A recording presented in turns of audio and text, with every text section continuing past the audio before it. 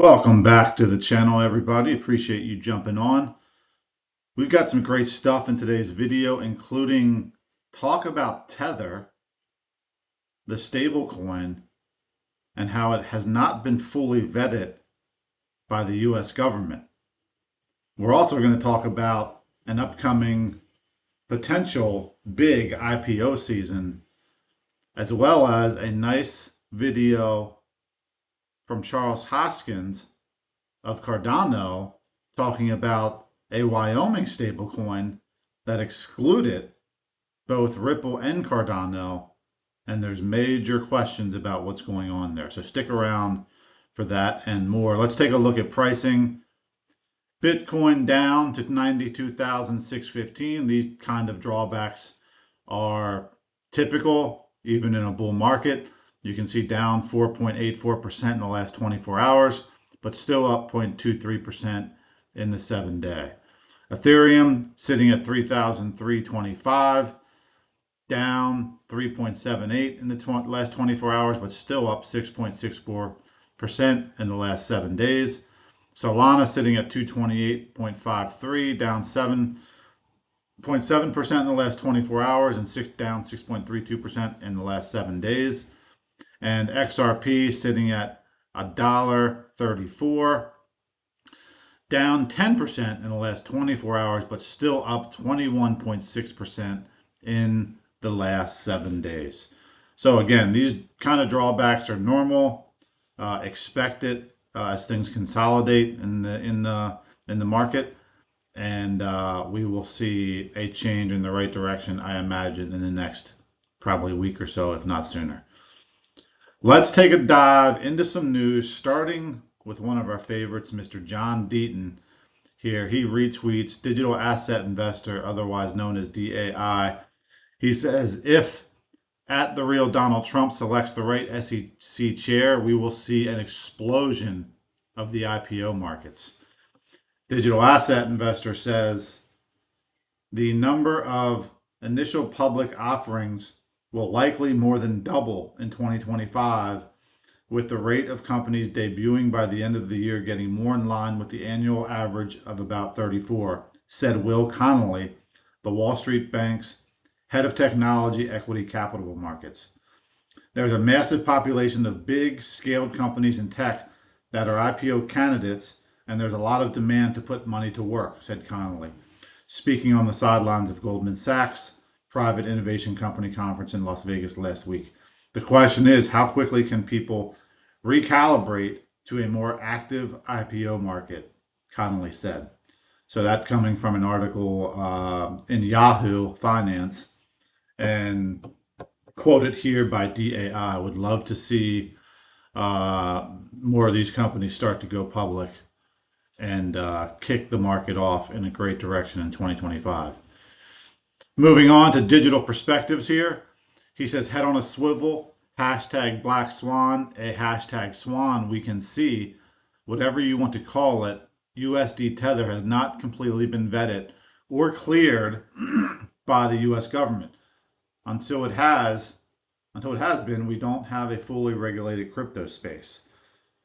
He is quoting here Bitfinex, where it says Howard Lutnick really needed that Treasury Secretary. Now the incoming Treasury Secretary told Lutnick to go fuck himself. Oh boy, this is going to be awesome.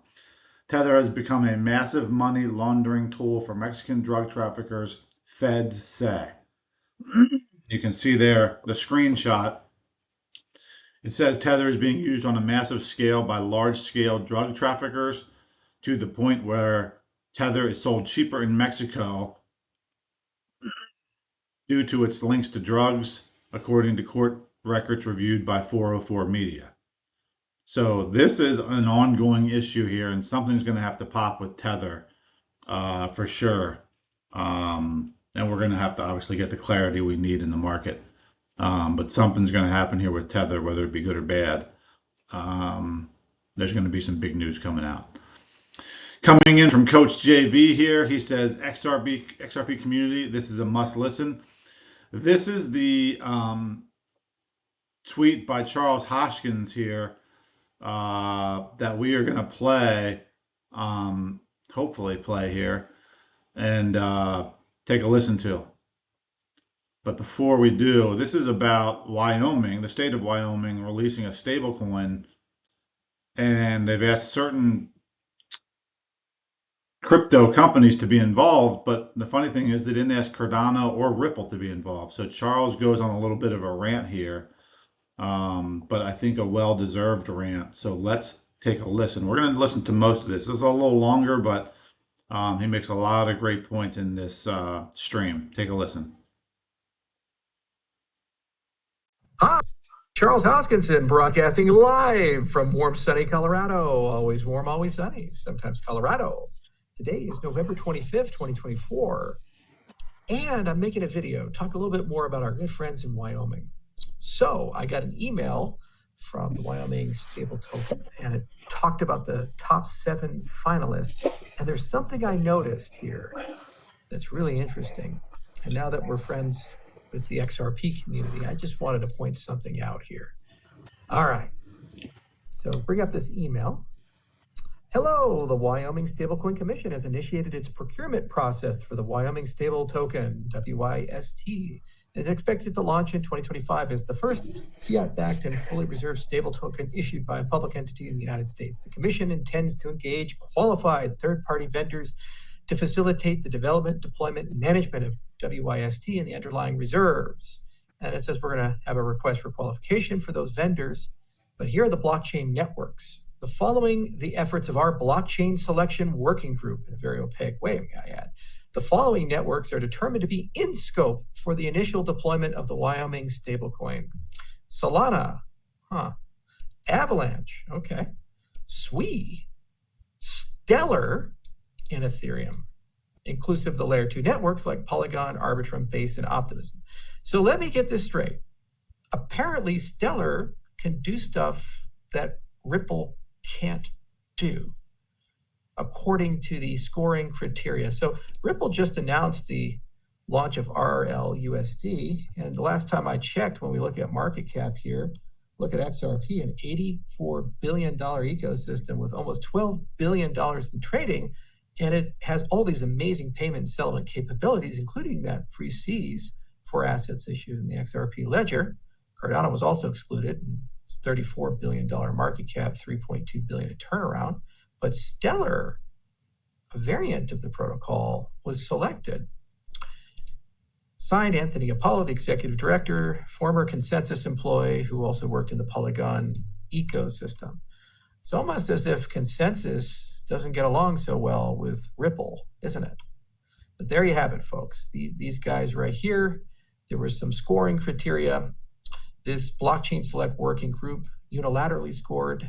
There was no public process or determination. Typically, what you do when you do these things is that you publish with a period of time what you want, your functional product requirements, so what it has to do, and your non-functional, how it has to perform. Okay. Then you say anybody who wants to qualify for an ecosystem, build a proof of concept and demonstrate that the proof of concept satisfies that. So I'm really curious how Stellar has apparently more capabilities than Ripple. And in what way in these two ecosystems for the purpose of launching a stablecoin? Ripple just launched one. It seems to satisfy all those requirements, but they were excluded. An $84 billion ecosystem that's been around even longer than Cardano, as was Cardano. Algorand was also excluded. Tezos was also excluded. Aptos was also excluded. Dozens and dozens and dozens of viable, interesting ecosystems were excluded, not even given a chance to try to build a proof of concept to demonstrate that they were capable of that. The former Consensus employee, executive director, made that decision. So there you have it, XRP community. Cardano and XRP are a lot closer these days, and I'm starting to really come around on a lot of the stuff that you guys have been talking about. This one smells the high hell. It does, doesn't it?